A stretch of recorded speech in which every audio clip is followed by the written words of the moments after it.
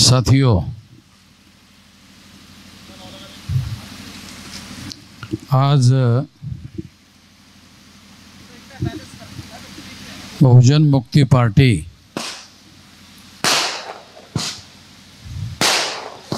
या पक्षातर्फे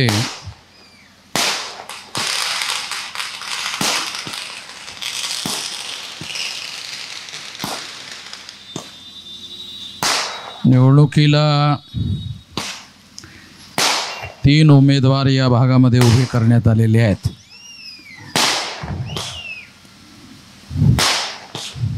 त्यापैकी भिवंडी लोकसभा मतदारसंघामध्ये सौभाग्यवती रंजना रवी त्रिभुवन, त्यानंतर कल्याण मतदारसंघामध्ये सौ प्राजक्ता निलेश येलवे, त्यानंतर ठाणे लोकसभा मतदारसंघामध्ये ॲडव्होकेट चंद्रकांत सोनवणे असे 3 उमेदवार उभे करण्यात आलेले आहेत। बहुजन मुक्ती पार्टीच्या माध्यमातून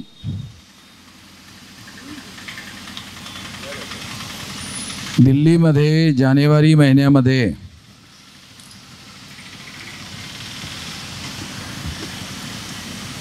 विविध अनुसूचित जाती, जनजाती, अदर बॅकवर्ड क्लास आणि मायनॉरिटी या लोकांनी देशभरामध्ये जे पक्ष उभे केलेले आहेत त्यापैकी 83 पक्षाचे कार्यकर्ते दिल्लीमध्ये झालेल्या बैठकीमध्ये उपस्थित होते। ते पक्ष छोटे छोटे पक्ष आहेत।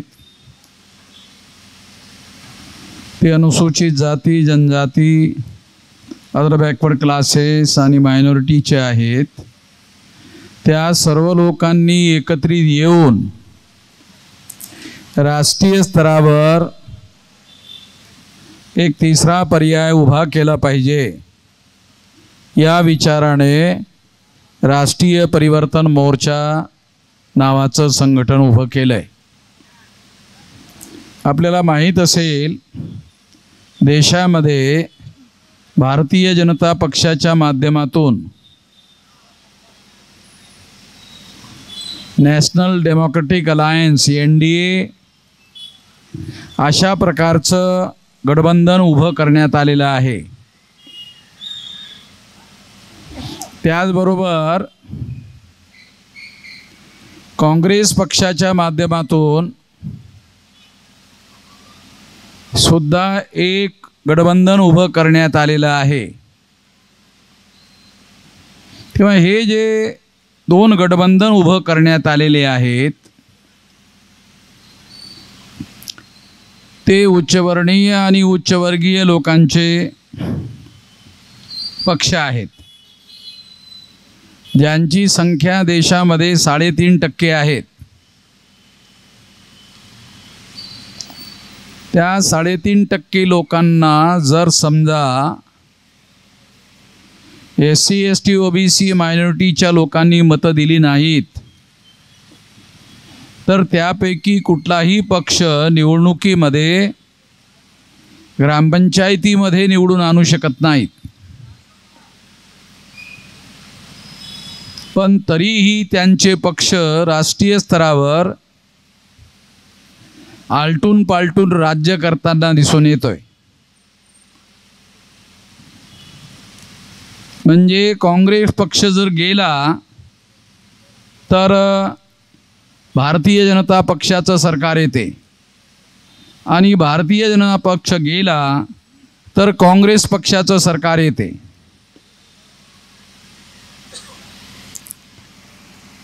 तेव्हा काँग्रेस पक्षाचं बांधणी 1885ला चटर्जी, मुखर्जी, बॅनर्जी, गोखले, तिलक, आगरकर या ब्राह्मण लोकांनी केली।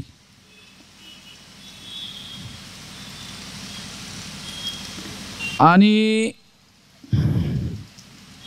1952ला जेव्हा लोकसभेच्या निवडणुका भारतामध्ये होणार होत्या त्यावेळेस RSSच्या लोकांनी जनसंघ नावाचा पक्ष उभा केला. त्या जनसंघाचे संस्थापक अध्यक्ष श्यामाप्रसाद मुखर्जी जे बंगाली ब्राह्मण होते, म्हणजे RSS हे ब्राह्मणांनी उभं केलेलं संघटन, त्यांनी जनसंघ नावाचं संघटन उभं केलं. त्याचा पहिला राष्ट्रीय अध्यक्ष श्यामाप्रसाद मुखर्जी हा बंगाली ब्राह्मण होता. त्यांच्या माध्यमातून त्यांनी ब्राह्मण लोकांना तिकीट देऊन उभं केलीत. म्हणजे याचा अर्थ असा की काँग्रेस हा पक्षसुद्धा ब्राह्मणांचा आणि भारतीय जनता पक्ष हा पक्षसुद्धा ब्राह्मणांचा. हे दोनही पक्ष ब्राह्मण लोकांनी उभे केलेली आहेत आणि ती ब्राह्मण लोकांनी उभी केली असल्यामुळे ब्राह्मण लोकांचं हितसंबंध रक्षण करण्यासाठी ते लोक पक्षाचा वापर करतात, सत्तेचा वापर करतात. आणि म्हणून दिल्लीमध्ये जेव्हा भारतीय जनता पक्षाचं सरकार येते, मग त्याचा प्रधानमंत्री नरेंद्र मोदी जरी असला, आता नरेंद्र मोदी हे OBC समाजातील समूह गटाचे व्यक्ती आहेत, परंतु प्रधानमंत्री होऊन जवळपास काही महिन्यामध्ये, म्हणजे पुढच्या महिन्यापर्यंत त्यांना 10 वर्ष पूर्ण होतील. या कालावधीमध्ये त्यांनी OBCचे प्रधानमंत्री असून सुद्धा साधी मोजणी सुद्धा केलेली नाही. म्हणजे या देशामध्ये जनावरांची मोजणी केली जाते, कुत्र्या मांजरांची मोजणी केली जाते, परंतु 52% लोकसंख्या असणाऱ्या OBCच्या लोकांची मोजणी केली जात नाही.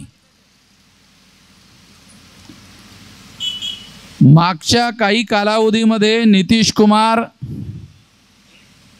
हे कितीक वेळा त्यांनी पक्ष बदललेत आणि किती वेळा इकडून तिकडं तिकडून इकडं, माकडं सुद्धा एवढ्या उड्या मारत नाहीत तेवढ्या उड्या मारल्यात. म्हणजे माकडं सुद्धा उड्या मारतात, पण एवढ्या उड्या नितीश कुमारनी मारल्यात लोकांनी त्यांच्याकडे लक्ष देणं बंद केलं.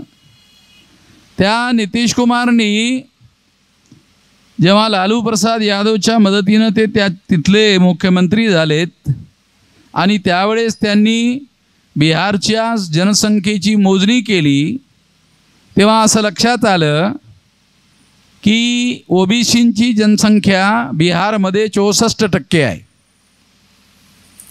म्हणजे आतापर्यंत आपल्याला हेच माहीत होतं की OBCची जनसंख्या ही 52% आहे, परंतु 52% जनसंख्या ही कुठल्या आधारावर काढली जात होती, तर 31 पर्यंत इंग्रजांनी या देशामध्ये जाती आधारित जनगणना करण्याचा प्रयत्न केला होता. त्या आधारावर आपण OBCची संख्या 52% आहे असं निष्कर्ष काढतो. परंतु 31च्या नंतर 14 ऑगस्ट 47ला भारताचं विभाजन झालं आणि भारताचं विभाजन होऊन पाकिस्तान आणि भारत असे 2 देश बनलेत.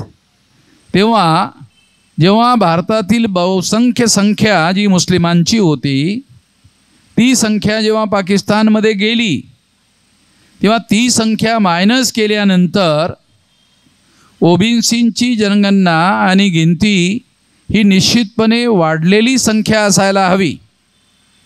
मुसलमानांना एकत्रित ठेवून केलेली मोजणी आणि मुसलमानांना मायनस करून केलेली मोजणी यामध्ये निश्चितपणे OBCची संख्या ही जास्त असण्याशिवाय राहणार नाही. आणि बिहारमध्ये जेव्हा असा प्रयोग करण्यात आला त्या प्रयोगामध्ये ही गोष्ट स्पष्ट झालेली आहे की 64% ही OBCची मोजणी त्या ठिकाणी झालेली आहे. म्हणजे याचा अर्थ असा, जर बिहारमध्ये OBCची गणना 64% होते, तर तशी संख्या ओबीसींची संपूर्ण देशामध्ये असू शकते.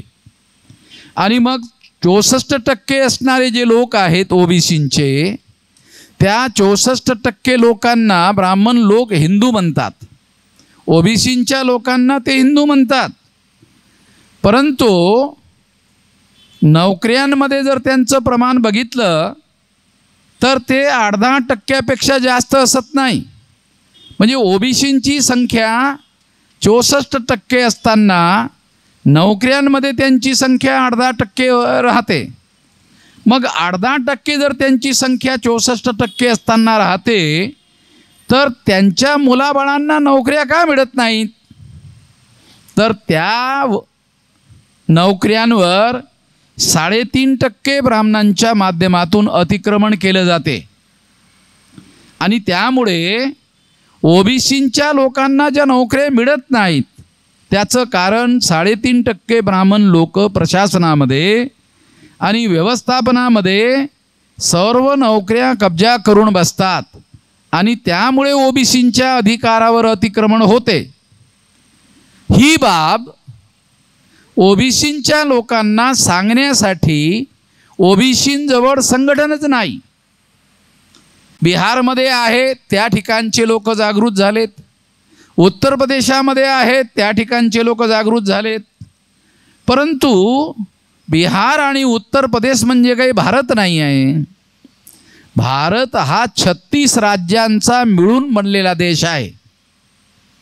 म्हणजे भारतामध्ये एकंदर 36 राज्य आहेत आणि या 36 राज्यांमध्ये ओबीसीचा वर्ग हा मोठ्या प्रमाणामध्ये पसरलेला आहे.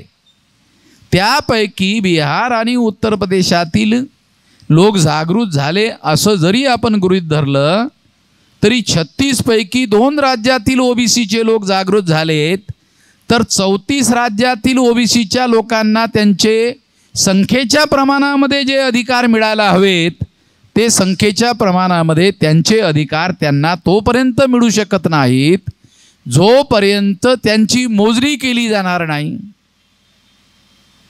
ती मोजणी होऊ नये यासाठी RSSच्या लोकांनी एका ओबीसीच्या माणसाला प्रधानमंत्री बनवलं.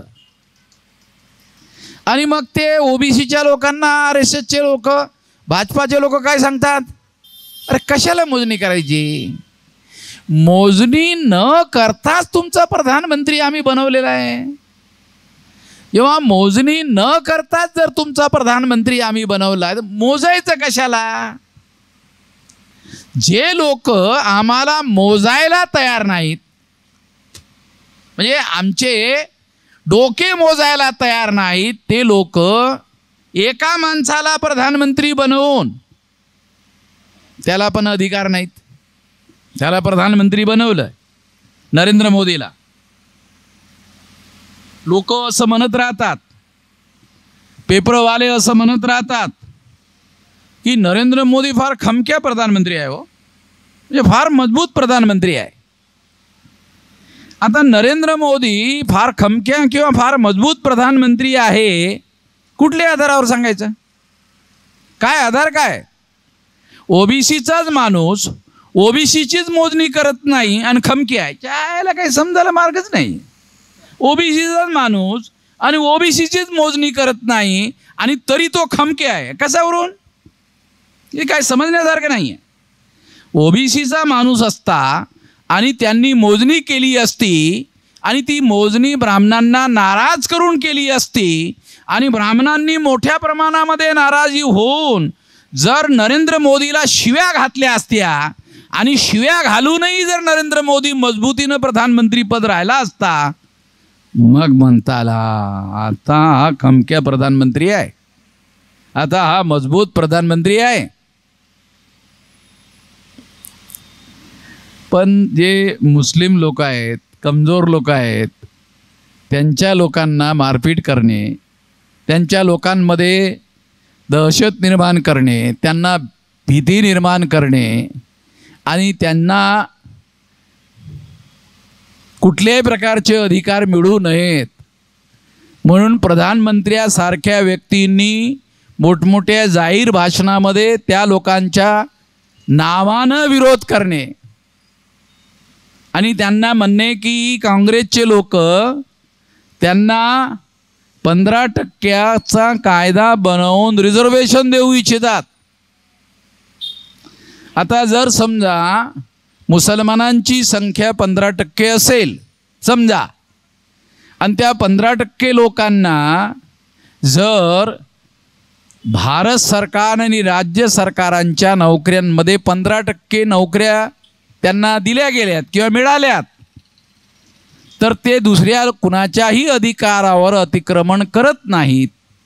मग जर अतिक्रमण करत नसताना तुम्ही त्या लोकांना त्यांचे अधिकार द्यायला विरोध करता, आणि जेव्हा प्रधानमंत्री बनण्याच्या अगोदर तुम्ही घटनेची आणि संविधानाची शपथ घेता की संविधानानुसार मी कार्य करेन, पण भारतीय संविधान कुठल्याही जाती धर्माच्या आधारावर भेदभाव करायला मनाई करते. कुठल्याही खासदाराला, कुठल्याही आमदाराला, कुठल्याही मंत्र्याला, कुठल्याही प्रधानमंत्र्याला शपथ घेतल्यानंतरच मंत्री बनता येते. शपथ घेतल्यानंतरच आमदार खासदार होता येते. का? तर तो शपथ का घेतो? घटनेनुसार मी कार्य करेन, यासाठी मी शपथ घेतो घटनेची. मग घटनेची शपथ घेऊन जर नरेंद्र मोदी प्रधानमंत्री बनले असतील तर मुसलमानांना तुम्ही नागरिक समजा. भारताचं संविधान काय म्हणते? इरिस्पेक्टिव्ह ऑफ कास्ट, क्रीड and religion, place of birth, म्हणजे तुमचा जन्म राजवाड्यात झाला किंवा झोपडीमध्ये झाला, किंवा तुमचा जन्म कुठल्या जातीमध्ये झाला, कुठल्या रंगामध्ये झाला, तुमची उंची 5 फुटाची आहे की 4 फुटाची आहे, या आधारावर तुमचे अधिकार निश्चित होत नसून तुम्ही 21 वर्ष वयाचे आहात, आता 18 वर्ष वयाचे आहात, तुम्हा सर्व लोकांना कुठल्याही प्रकारचा भेदभाव न करता भारतामध्ये तुम्हाला अधिकार बहाल केले जातील. अशी जर तुम्ही शपथ घेऊन प्रधानमंत्री बनता आणि शपथ घेतल्यानंतर मुसलमानांच्या विरोधामध्ये बोलता, रे लाज वाटली पाहिजे प्रधानमंत्र्याला. प्रधानमंत्र्याला लाज वाटली पाहिजे. तुम्ही शपथ घेता आणि शपथ घेऊन घटनेच्या विरोधामध्ये बोलता. मुसलमान हे धर्माने मुसलमान असतील, पण नागरिक तर भारताचे आहेत. कारण भारतीय घटनेने कुठल्याही नागरिकांना धर्माच्या आधारावर, जातीच्या आधारावर, मागासलेल्याच्या आधारावर भेदभाव करता येणार नाही, रंगाच्या आधारावर भेदभाव करता येणार नाही, उंचीच्या आधारावर भेदभाव करता येणार नाही, स्त्री आणि पुरुषाच्या आधारावर भेदभाव करता येणार नाही, असं बंधन टाकलं असताना सुद्धा तुम्ही बोलता. अरे काही लाज वाटली पाहिजे. प्रधानमंत्री म्हणून काहीतरी लाज वाटली पाहिजे. केवळ तुम्ही असं करून या देशामध्ये हिंदू मुसलमान या नावाखाली विभाजन करू इच्छिता. म्हणजे तुम्ही मत मिळवण्यासाठी हिंदू मुसलमानांच्या विभाजनाच्या सिद्धांतावर काम करतात. तुम्हाला म्हटलं तुम्ही 10 वर्षापासून प्रधानमंत्री आहात, शेड्यूल कास्टच्या लोकांसाठी विकास करण्यासाठी तुम्ही काय केलं? तुमच्याजवळ काही आकडे नाहीत. तुम्हाला जर विचारलं आदिवासींच्या विकासासाठी तुम्ही काय केलंय, तुमच्याजवळ काही आकडे नाहीत. ओबीसींच्या विकासासाठी तुम्ही काय केलंय, तुमच्याजवळ आकडे नाहीत. मुसलमानांच्यासाठी तर तुम्ही त्यांच्यासाठी काय केलं हे तुम्ही विचारून सुद्धा राहिले नाही तुम्हाला की यांच्यासाठी काय केलंय. अरे थोडा मुसलमानांसाठी तुम्ही काही केलं नाही ठीक आहे, पण ज्यांना तुम्ही हिंदू म्हणता, ज्या SC ST ओबीसींना तुम्ही हिंदू म्हणवता, हे हिंदू आहेत, अरे त्यांच्यासाठी काय केलं? नाही, मुसलमानांपासून आम्ही त्यांना वाचवलं. ते काय मुसलमान काय वाघ आहेत ते खातात? यायला काय म्हणजे मुसलमानांपासून वाचवलं. वाचवलं म्हणजे काय ते खातात काय? तेव्हा कुठलंही काम फक्त मुसलमानांची भीती दाखवायची. काय भीती दाखवतात? मुसलमान 2-2, 3-3, 4-4 लग्न करतात, 4-4 बायका करतात, 10-10, 15-15, 14-14 मुलं पैदा करतात. म्हणजे असा प्रचार करतात, खोटा प्रचार. भारत सरकारची आकडेवारी उपलब्ध आहे. त्या आकडेवारीच्या आधारावर जे अशिक्षित असणारी जी लोक आहेत, शेड्यूल कास्टची, शेड्यूल ट्राईबची, ओबीसीची, त्यांच्या घरामध्ये 7-7, 8-8, 9-9 मुलं आहेत.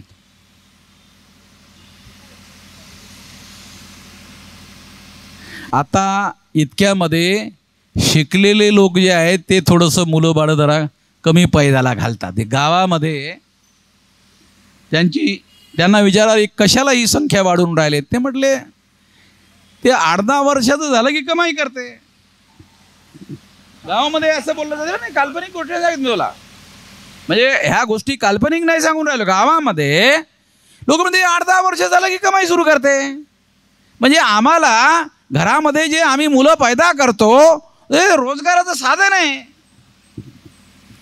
जेवढे घरामध्ये 8-10 असतील सर्वचे सर्व कामाला जातात. शेतीमध्ये कामासाठी काही 18 वर्षाचं वय असणं आवश्यक नाही. शहरामध्ये 18 वर्षाचं वय पाहिजे. तेव्हा मुसलमानांच्या घरामध्ये जास्त संख्या पैदा घातली जाते. भारत सरकारची जे आकडेवारी आहे रेकॉर्डमध्ये, त्यामध्ये मुसलमानांच्या घरामध्ये जेवढी संख्या नाही त्यापेक्षा SC ST OBCच्या लोकांच्या घरामध्ये संख्या आहे. ह्याचे आकडे भारत सरकारच्या रेकॉर्डमध्ये उपलब्ध आहेत. मग हे सर्व आकडे नरेंद्र मोदीला माहीत असताना, प्रधानमंत्री आहे त्यांना माहीत नाही असं म्हणता येत नाही. मग माहिती असताना खोटा प्रोपगंडा आणि खोटा प्रचार का करतात? खोटा प्रचार करतात, खोटा प्रोपगंडा करतात. आणि खोटा प्रोपगंडा का करतात? कारण खोटा प्रोपगंडा केल्यामुळे हिंदू मुसलमान करता येतं. कारण SC ST OBCचे लोक काही BJPला मतदान द्यायला तयार नाहीत. लक्षात घ्या, SC ST OBCचे लोक SC ST OBCच्या नावावर काही BJPला मतदान द्यायला तयार नाहीत. पण त्याच SC ST OBCला जर हिंदू बनवलं आणि त्यांना सांगितलं की तुमचा शत्रू मुसलमान आहे, त्या SC ST OBCच्या लोकांना हिंदू बनवायचं आणि त्यांना सांगायचं की तुमचा शत्रू मुसलमान आहे, म्हणजे मुसलमान त्यांचा शत्रू आहे असं दाखवून त्यांना हिंदू बनवायचं. तुमच्यापैकी किती लोकांना असं माहीत आहे की ब्राह्मण प्रचारक झाला आणि तो प्रचारक होऊन SC ST OBCच्या घरामध्ये जाऊन त्यांनी प्रचार करून जो ब्राह्मण धर्म आहे, ज्याला ब्राह्मण लोक हिंदू नावानं प्रचार करतात, त्या ब्राह्मण धर्माचे श्रेष्ठ सिद्धांत आहेत आणि त्या श्रेष्ठ सिद्धांतामुळे तुम्ही ब्राह्मण धर्म स्वीकार केला पाहिजे असा प्रचार करण्यासाठी किती ब्राह्मण घराच्या बाहेर जाऊन प्रचार करतात? एकही ब्राह्मण घराच्या बाहेर जाऊन त्यांनी ब्राह्मण धर्म श्रेष्ठ धर्म आहे, तो जगात श्रेष्ठ धर्म आहे असं प्रचार करण्याचं काम एकाही ब्राह्मणांनी केलं असं मला अजूनही आठवत नाही. मग ते काय करतात? त्यांना माहीत आहे की ब्राह्मण धर्म हा बदनाम झालेला धर्म आहे. तो बदनाम झालेला धर्म बदनाम झालेल्या धर्माच्या नावानं प्रचारात आणला तर कोणी ऐकणार नाहीत. म्हणून ब्राह्मणांनीच हिंदू हे नाव प्रचारामध्ये आणलं. दयानंद सरस्वती नावाचा नरेंद्र मोदीच्या गुजरातमध्ये राहणारा फार मोठा एक संत होऊन गेलेला आहे, दयानंद सरस्वती. तो काय म्हणतो? दयानंद सरस्वती हे मोदीचा गुरु आहे, तो राजकोटचा. तो काय म्हणतो दयानंद सरस्वती? हिंदू मुसलमानों की दीवी गाली है. हिंदू मुसलमानों की दीवी गाली है. तो बामनच म्हणतो हिंदू मुसलमानों की दीवी गाली है. आणि हिंदू मुसलमानों की दीवी गाली है आणि हे जर खरं असेल तो ब्राह्मणच म्हणतो, मग तुम्ही ब्राह्मण लोक आम्हाला SC ST OBCच्या लोकाला हिंदू म्हणून शिवी का देता, असा माझा प्रश्न आहे. जर हिंदू ही शिवी आहे असं दयानंद सरस्वती म्हणतो, तर मग तुम्ही SC ST OBC Kunbi Maratha लोकांना हिंदू म्हणून आम्हाला शिवी का देता.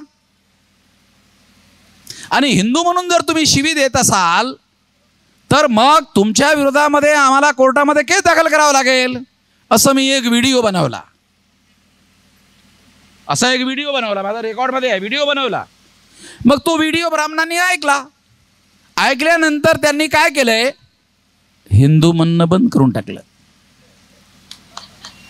हे माझं रेकॉर्ड आहे. त्यांनी हिंदू म्हणणं बंद करून टाकलं आणि हिंदू म्हणण्याच्या ऐवजी काय म्हणायला लागलेत, सनातन, हमारे धर्म का नाम सनातन है. मी आजकाल तुम्ही त्या लोकांचं म्हणणं ऐकून घ्या, ते हिंदू म्हणवण्याच्या ऐवजी सनातन म्हणून राहिलेत. ब्राह्मण लोक आजकाल हिंदू हा शब्द वापरण्याच्या ऐवजी सनातन हा शब्द वापरून राहिलेत. तुम्ही बघा रेकॉर्डमध्ये, काल्पनिक गोष्ट नाही सांगत मी, रेकॉर्डमधल्या गोष्टी सांगतो. तेव्हा ते आता आमच्या धर्माचं नाव सनातन धर्म आहे असं म्हणतात. तेव्हा मी दुसरा व्हिडिओ बनवला आणि त्यांना म्हटलं, अरे बामना, अरे तुम्हाला लोक विद्वान म्हणतात, पंडित म्हणतात, तुम्ही फार ज्ञानी आहात, फार तुम्हाला माहिती आहे असं तुम्ही म्हणत राहता. पण बुद्धानं जे एक प्रवचन दिलेलं आहे त्या प्रवचनामध्ये बुद्ध असं म्हणतो, त्या प्रवचनाचं नाव आहे एस धम्मो सनातनो, य धर्म सनातन है, असं त्या प्रवचनाचं हेडलाईन आहे. म्हणजे सनातन हा शब्द बुद्धाच्या प्रवचनामध्ये सर्वप्रथम आलेला आहे. बहुजन हा शब्द सुद्धा बुद्धाच्या प्रवचनामध्ये आलेला आहे. तेव्हा एस धम्मो सनातनो मी व्हिडिओ बनवला की हे सनातन शब्द सुद्धा तुम्ही बुद्धाकडून उधार घेतला, चोरी केलेला आहे. तुम्हाला लाज वाटायला पाहिजे हा चोरीचा शब्द वापरण्यासाठी. अरे तुमचा ओरिजिनल शब्द वापरा रे. मी ब्राह्मणांना सल्ला दिला, अरे ओरिजिनल वापरा रे तुमचा शब्द. तुमच्या धर्माचं ओरिजिनल नाव उच्चारण करायला तुम्हाला लाज का वाटते. अरे तुम्हाला तुमच्या बापाचं नाव बाप म्हणायला लाज कशाला वाटायला पाहिजे. तुमच्या बापाला तुम्ही बाप म्हटलं पाहिजे असं आम्ही म्हणतो. दुसऱ्याच्या बापाला तुम्ही बाप म्हणा असं म्हणून राहिलो का, असं नाही म्हणून राहिलो ना. तुमच्या बापालाच तुम्ही बाप म्हणा, दुसऱ्याला म्हणा असं म्हणून राहिलो का नाही. मग तुमच्या धर्माचं नाव, ओरिजिनल नाव जे आहे ते ब्राह्मण धर्म आहे. ब्राह्मण धर्म म्हणून त्याचा प्रचार करा. तुम्हाला प्रचार करण्यासाठी वामन मेश्राम मदत करायला तयार आहे. यासाठी एक नवा पैसा मी तुमच्याकडून घ्यायला तयार नाही. तुमच्या धर्माचं नाव ब्राह्मण धर्म आहे या विषयावर मी प्रवचन द्यायला तयार आहे. तुम्ही असं म्हणाल तो अरे वामन मेश्राम शूद्र माणूस, त्याला प्रवचनाचा अधिकार कसा देता येईल, तो तर ब्राह्मणांसाठी रिझर्व असलेला अधिकार आहे. पण ब्राह्मणापेक्षा मला चांगलं बोलता येते ना. चांगलंच नाही तर खरं सुद्धा बोलता येते, बरं बोलता येते, खरं बोलता येते, पुराव्यासहित बोलता येते. तेव्हा बोलू दिलं पाहिजे. हा जुना तुमचा जमाना आता राहिला नाही. 26 जानेवारी 1950ला भारतामध्ये घटना लागू झालेली आहे आणि त्यानुसार सर्व माणसं भारतीय घटनेने समान घोषित केलेली आहेत. तुमच्या मनुस्मृतीला हद्दपार करण्यात आलेला आहे. आता भारतीय घटना लागू झालेली आहे. तुमच्या डोक्यामध्ये याचा प्रकाश पडू द्या. तेव्हा यानुसार मी तुम्हाला मदत करू शकतो. मी तुमच्या ब्राह्मण धर्माचा ब्राह्मण धर्म म्हणून प्रचार करायला तयार आहे. त्यासाठी मला एक नवा पैशाची मदत मला नको आहे. ब्राह्मण लोकांना मी असा सल्ला दिला मग त्यांचं काय मन पडलं? त्यांचं मत असं पडलं असू शकते, असा अंदाज करता येऊ शकते की वामन मेश्रामांनी सांगितलेला सल्ला जर स्वीकार केला तर ब्राह्मणांची संख्या 3.5%. मग आपण ब्राह्मण आहोत आणि त्या ब्राह्मण धर्माचे आहोत, या गोष्टीचा जर आपण प्रचार सुरू केला तर दुसरे SC ST OBCचे लोक असं म्हणतील की तुम्ही ब्राह्मण धर्माचे लोक आहात, तुमचा धर्म वेगळा आहे, आमचा वेगळा आहे. त्यामुळे काय होईल की ब्राह्मणांची संख्या 3.5% होईल आणि मग 3.5% संख्येच्या आधारावर आपल्याला ग्रामपंचायतीमध्ये पंचसुद्धा निवडून आणता येणार नाही आणि ग्रामपंचायतीचा सरपंचसुद्धा बनवता येणार नाही.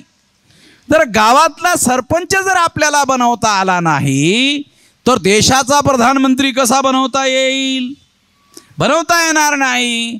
म्हणून देशाचा प्रधानमंत्री बनवण्यासाठी आपल्याला ह्या लोकांना जरी दयानंद सरस्वती म्हणत असलेत की हिंदू मुसलमानांनी दिलेली शिवी आहे, तरी आपण ह्या लोकांना हिंदू म्हटलं पाहिजे. आणि ह्या लोकांना जर राग येत असेल तर त्यांना सनातन म्हटलं पाहिजे. परंतु ह्या लोकांना आपल्या धर्माच्या बाहेर जाऊ द्यायला नको. एक लक्षात ठेवा, ब्राह्मणांचा धर्म आणि या देशातील मूळ निवासी असणाऱ्या लोकांचा धर्म हा एक नाही आहे. ब्राह्मण धर्म वर्णव्यवस्थेला मानतो. वर्णव्यवस्थेमध्ये 4था वर्ण शूद्र आहे, ज्याला आजच्या तारखेला OBCचे लोक म्हटलं जातात. त्यांना अधिकार वंचित करण्याचं काम केलंय. त्याचबरोबर या धर्मामुळे अनेक कोटी लोक हे अस्पृश्य बनवण्यात आलेत. अनेक कोटी लोकांना जंगलामध्ये राहण्यासाठी मजबूर करण्यात आलं. ते आदिवासी लोक आहेत, क्रिमिनल ट्राईब्स लोक आहेत, ज्यांना अपराध करून उदरनिर्वाह चालवावा लागलेला आहे. तेव्हा ते लोक या धर्माला आपला धर्म कसला म्हणतील? कुठल्या आधारावर म्हणतील की ह्यानी तर आम्हाला ह्या वाईट परिस्थितीमध्ये आणून सोडलेलं आहे? तेव्हा ही बाब मी तुम्हाला यासाठी समजावून सांगत आहे की या लोकांचे पक्ष, मग तो काँग्रेस असो की BJP असो, हे याच लोकांचे पक्ष आहेत. त्यांची संख्या 3.5% आहे. SC ST OBC Kunbi Maratha लोकांनी जर त्यांना मतदान दिलं नाही तर त्यांना देशामध्ये बहुमत मिळत नाही. आणि त्यांना जर बहुमत मिळालं नाही तर त्यांचं राज्य भारतावर येऊ शकत नाही. आपणच लोक त्यांचं राज्य आणत आहोत. या देशातील SC ST OBC मायनॉरिटीचे लोक 85% आहेत आणि 85% लोकच त्यांना मतदान करतो. आणि त्यांना मतदान केल्यामुळेच ते लोक निवडून येतात, ते लोक राज्य करतात. तुम्हाला जबरदस्ती करतात का तुमचं मतदान टाकण्यासाठी? तुमच्या घरी येऊन जबरदस्ती थोडी करतात ते. तेव्हा यासाठी लोकांना जागृत करणं आवश्यक आहे. जर SC ST OBC मायनॉरिटीच्या लोकांना जागृत करण्याचं काम करण्यात आलं तर त्या जागृतीच्या आधारावर तुम्ही या देशामध्ये राज्यकर्ते बनू शकता. तलवार, चाकू, छुरी, बंदूक, गोळी चालवायची कुठलीही आवश्यकता नाही. बाबासाहेब आंबेडकरांनी जेव्हा घटना लिहायला घेतली त्यावेळेस प्रत्येक 21 वर्ष वयावरील प्रत्येक व्यक्तीला मतदानाचा अधिकार बहाल केला. आणि अधिकार बहाल केल्यानंतर तो आपल्या लोकांना बहाल केला. आज त्या गोष्टीला 1950 पासून तर आज 2024 चालू आहे. जवळपास 75 वर्षाचा कालावधी ओटलेला आहे. आपल्या लोकांना कुठल्याही प्रकारची क्रांती करण्यासाठी चाकू, छुरी, बंदूक, गोळी घ्यायची जरूरत नाही. शांतपणे केवळ आपल्याला आपल्या मताचा उपयोग करायचा आहे. असा अधिकार तुम्हाला मतदानाच्या माध्यमातून भारतीय घटनेने बाबासाहेब आंबेडकरांनी, आमच्या महापुरुषांनी संघर्ष करून, लढाई करून मिळवून दिला. मतदानाच्या अधिकारामध्ये 2 अधिकार सामील आहेत. आमच्या लोकांना, शिकलेल्या लोकांना सुद्धा माहीत नाही म्हणून सांगून राहिलो. अशिक्षित लोकांना माहीतच नाही, शिकलेल्या लोकांना माहीत नाहीत. मतदानाच्या अधिकारांमध्ये 2 अधिकार सामील आहेत. एक,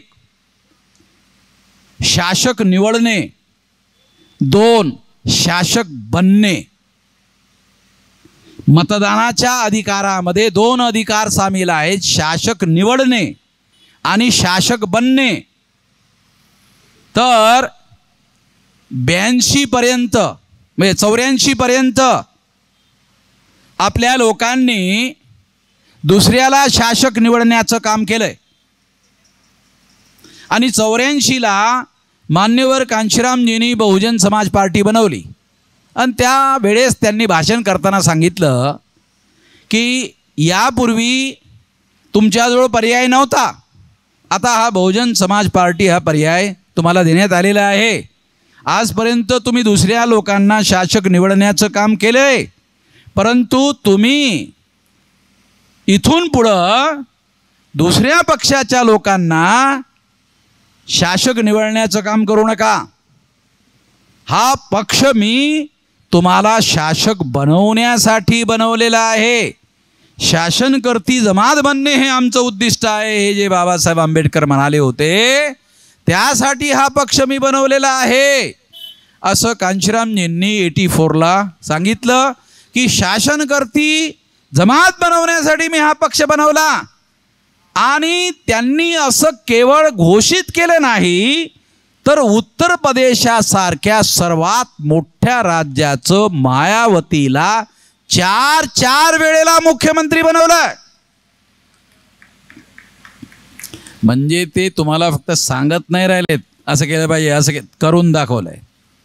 करून कसे जरी दाखवलंय, हे आम्ही असं करू शकतो यावरच आमच्या लोकांचा विश्वास नाही आहे.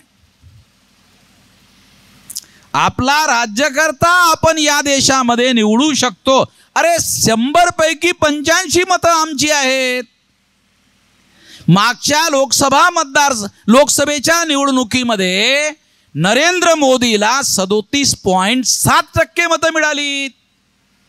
37.7% मतावर नरेंद्र मोदींनी 303 जागा जिंकल्यात. आपल्या SC ST OBC मायनॉरिटींची मतं किती? 100 पैकी 85.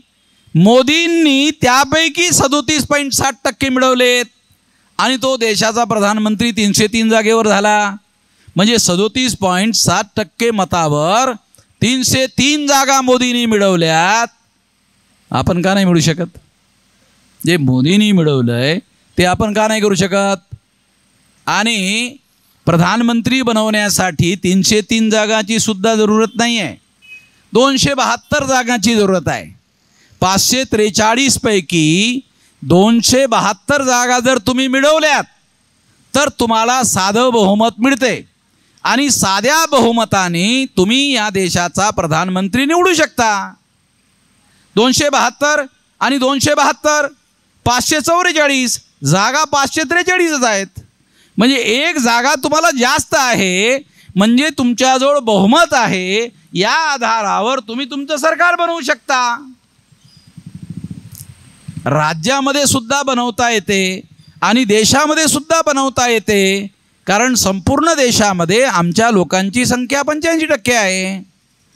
तेव्हा या मताचा शांतपणे विचार करून उपयोग करायचा आहे. काही चाकू छुरी बंदूक उडी चालवायची नाही आहे, तलवारी चालवायच्या नाही आहेत, हत्यारं चालवायची नाही आहेत, हिंसा करायची नाही आहे, काहीही करायचं नाही. शांतपणे लाईन लावून मतदान द्यायचं आहे. आपण अशा पद्धतीनं schedule caste, schedule tribe, OBC आणि मायनॉरिटी या 4 मोठ्या सामाजिक समूहांची संख्या 85% आहे आणि निवडणुका जिंकण्यासाठी 37.7% मतं मोदीला मागच्या वेळेस मिळालीत. आणि ट्रायअँगल जर निवडणुका होत असतील, ट्रायअँगल म्हणजे BJP versus Congress, Congress versus BJP, हे 2 अँगल आहे. आणि आपण जर ट्रायअँगलमध्ये तिसरा पक्ष उभा केला तर या 3 लोकांनी मिळून जर सक्षमपणे निवडणुका लढवल्यात तर त्यासाठी केवळ 33-34% मताची जरूरत आहे. 33-34% जर मतं तुम्हाला मिळवली तर तुम्हाला तुमचं बहुमत मिळवता येते आणि त्या पद्धतीनं आपल्याला सरकार बनवता येऊ शकते. तेव्हा त्यासाठी आपण काय केलं पाहिजे? शेड्यूल कास्टच्या बहुसंख्य लोकांमध्ये जाऊन जागृती केली पाहिजे की तुम्हाला चाकू, छुरी, बंदूक, गोली काही चालवायची नसून फक्त मतदानाचा उपयोग करायचा आहे. त्यानंतर शेड्यूल ट्राईबच्या आदिवासी लोकांना समजावून सांगायचं आहे. त्यानंतर नॉमेडिक ट्राईबच्या लोकांना समजावून सांगायचं आहे. त्यानंतर MBCच्या लोकांना समजावून सांगायचं आहे. त्यानंतर OBCच्या लोकांना समजावून सांगायचं आहे. त्यानंतर मायनॉरिटीच्या लोकांना, मुस्लिम, शीख, ईसाई, बुद्धिस्ट, जैन, लिंगायत लोकांना समजावून सांगायचं आहे. जर तुम्ही हे समजावून सांगण्याचं काम केलं आणि फक्त 34-35% लोकांना सांगण्यात यशस्वी झालात आणि त्यांची मतं जर मिळवण्यामध्ये यशस्वी झालात, 100% लोकांना जरी तुम्ही समजावून सांगण्यात यशस्वी झाला नाहीत तरी तुम्ही या देशामध्ये तुमचं राज्य निर्माण करू शकता. सुरुवातीला जेव्हा कांशीरामजी असं सांगत होते त्यावेळेस लोकांचा विश्वास बसत नव्हता की आपण आपला मुख्यमंत्री आणि प्रधानमंत्री बनवू शकतो. विश्वास बसत नव्हता. पण जेव्हा कांशीरामजींनी मायावतीला 4 वेळा उत्तर प्रदेश सारख्या राज्याचं, सर्वात मोठं राज्य, ज्या राज्यामधून 85 खासदार निवडून जात होते, त्या ठिकाणी मुख्यमंत्री 4 वेळ बनवलंय आणि जोपर्यंत कांशीरामजी जिवंत होते तोपर्यंत पत्रकारांना असं लिहावं लागत होतं की प्रधानमंत्री पदासाठी अनेक उमेदवारांची नावं चर्चेला आहेत, त्यामध्ये एक नाव कांशीरामजींचं पण आहे. बनले की नाही बनले वेगळी गोष्ट आहे, पण जोपर्यंत जिवंत होते तोपर्यंत कांशीरामजींचं नाव प्रधानमंत्री पदासाठी घेतलं जात होतं. अरे आपल्याला ग्रामपंचायतीचा सरपंचाचं नाव घेतलं जात नाही. बनो की नाही बनो, परंतु घेतलं सुद्धा जात नाही. यासाठी तुम्हाला हे सांगू इच्छितो की त्या माणसाचं नाव जर घेतलं जात होतं तर काही कारण असेल. ते कारण, पहिल्या नंबरचं कारण, बहुजन समाज पार्टी हा राष्ट्रीय पक्ष, रिकॉग्नाइज्ड पक्ष होता. रजिस्टर्ड नाही, रिकॉग्नाइज पक्ष होता. तो कांशीरामजींनी बनवला. कांशीरामजींनी बनवून ते सिद्ध केलं. आता मायावतीने काय केलं ते आपल्या समोर आहे, त्याच्यावर मी काय बोलत नाही. तोंड खराब वाटते तेव्हा तोंड खराब करण्यासाठी मी काय बोलायला तयार नाही आहे. जे बोलल्यानं तोंडामध्ये थोडंसं चांगलं वाटेल तसं बोलतो. तेव्हा त्या मायावतीचं प्रकरण हे काही बोलण्यासारखं प्रकरण नाही आहे, त्याच्यात जाण्यात काही अर्थ नाही आहे. तेव्हा मला असं सांगायचं आहे की आपण राष्ट्रीय पक्ष जसा त्यांनी उभा केला तसं आज तुम्हाला आश्चर्य वाटेल 200 जागा आपण उभ्या केल्यात देशात. पहिल्या नंबरच्या जागा BJPने उभ्या केल्यात, दुसऱ्या नंबरच्या जागा काँग्रेसने उभा केल्यात, 3ऱ्याच नंबरच्या जागा आम्ही उभ्या केल्या. 2029ला 500 जागा उभ्या करू आणि निवडणुकीचा रिझल्ट आल्याच्या दुसऱ्या दिवसापासून म्हणजे 24 पासून 29ची तयारी करू. म्हणजे प्रत्येक मतदारसंघामध्ये, प्रत्येक बूथ लेवलवर संघटन 5 वर्ष बांधू. आता तुम्ही काय करता, निवडणूक आल्या की 15 दिवस फिरताय. आता हे लोक सांगत होते की हे लोक बरेच फिरलेत आणि थकून फिरलेत म्हणून सांगत होते. फिरले असतील, जरा थकले पण असतील. आता 15 दिवसामध्ये एवढा मोठ्या मतदारसंघात फिरल्यावर माणूस थकून तर जाईलच ना, स्वाभाविक आहे. परंतु 5 वर्षपर्यंत जर आपण 12 ते 15 लाख बूथ, आमच्याजवळ आज देशामध्ये 32 राज्यामध्ये 625 जिल्ह्यामध्ये संघटना आहे आणि येत्या 30 पर्यंत जेव्हा ह्या निवडणुका होतील तोपर्यंत 6 लाख गावापर्यंत हे संघटन पोहोचवण्याची आमची योजना आहे. कोणाची इच्छा असेल तरी आम्ही पोहोचवू आणि कोणाची इच्छा नसेल तरी आम्ही पोहोचवू. आम्ही का पोहोचवणार? आमच्याकडे काही कामधंदाच नाही आहे. जसं दुसऱ्या लोकांना कामधंदे असतात, आमच्याकडे काही कामधंदा नाही आहे. एकच कामधंदा आहे आणि तो म्हणजे हे पक्ष वाढवणे. असं काम करणारे लाखो कार्यकर्ते देशभर आहेत. तेव्हा त्यांच्या माध्यमातून आम्हाला या देशामध्ये 12 ते 15 लाख बूथ लेवलचं संघटन बांधायचं आहे. आणि या बूथ लेवल संघटनेमध्ये सामाजिक समूहांचं संघटन जर आपण तयार केलं तर निवडणुकीच्या कालावधीमध्ये काँग्रेसला आणि BJPला खासदारकीसाठी एका 100 कोटी खर्च करावे लागतात. तुम्हाला 1500 रुपयामध्ये निवडणुका जिंकता येतील. पण त्याची पूर्व शर्त आहे 12 ते 15 लाख बूथवर संघटन जर बांधलं तर तुमची तयारी अगोदरच झालेली असेल. आणि त्या बूथ लेवलवर काम करणारे कार्यकर्तेच फंड गोळा करतील आणि फंड गोळा करून ते तिथल्या तिथं प्रचार करतील. तुम्हाला पैसा सुद्धा बाहेरून मागणार नाहीत. कारण आमची जी यंत्रणा आहे या यंत्रणेमध्ये आम्ही कुठल्याच कॅन्डिडेटला पैसा देत नाही. कारण जनतेच्या मदतीनं ह्या चळवळी आम्ही उभ्या केलेल्या आहेत. जनतेकडून चंदा घेऊन आम्ही ह्या मदतीवर चळवळ चालवतो. आता मला चिठ्ठी आली की 5 मिनिटाचा वेळ राहिलेला आहे. कारण निवडणूक आचारसंहितेचा मुद्दा लक्षात घेतल्यास की आपण वेळेच्या आत आपलं म्हणणं काय म्हणायचं आहे ते सांगायचं असते. मी जरा तुम्हाला बऱ्याच गोष्टी सांगितल्यात, तुम्हाला हजम होत नाहीत अशाही काही गोष्टी सांगितल्यात. कारण तुमचा हाजमा एवढा मजबूत असेल असं मला वाटत नाही जेवढ्या गोष्टी मी तुम्हाला सांगितल्यात त्या पचवण्यासाठी. कारण खाणे आणि पचवणे ह्या 2 गोष्टी आहेत, एक नाही आहे. केवळ खाणे म्हणजे पचवणे नाही. खाणे वेगळे आहे, पचवणे वेगळे आहे. तुम्हाला जे खायला देण्यात आलेलं आहे ते विचार जर तुम्ही पचवलेत तर तुमच्या येणाऱ्या पिढ्यासाठी त्या विचाराचा फार मोठा फायदा झाल्याशिवाय राहणार नाही. तो विचार रुजवण्याचं तुम्ही काम करा, एवढंच या निमित्तानं मी तुम्हाला सांगतो. आपण माझं म्हणणं ऐकून घेतलं त्याबद्दल आपल्या सर्वांचे आभार व्यक्त करतो. आणि पुन्हा एकदा सौ रंजना रवी त्रिभुवन या भिवंडी मतदारसंघामध्ये उभ्या आहेत. त्यानंतर सौ प्राजक्ता निलेश येलवे या कल्याण लोकसभा मतदारसंघामध्ये उभे आहेत. ॲडव्होकेट चंद्रकांत सोनवणे हे ठाणे लोकसभा मतदारसंघामध्ये उभे आहेत.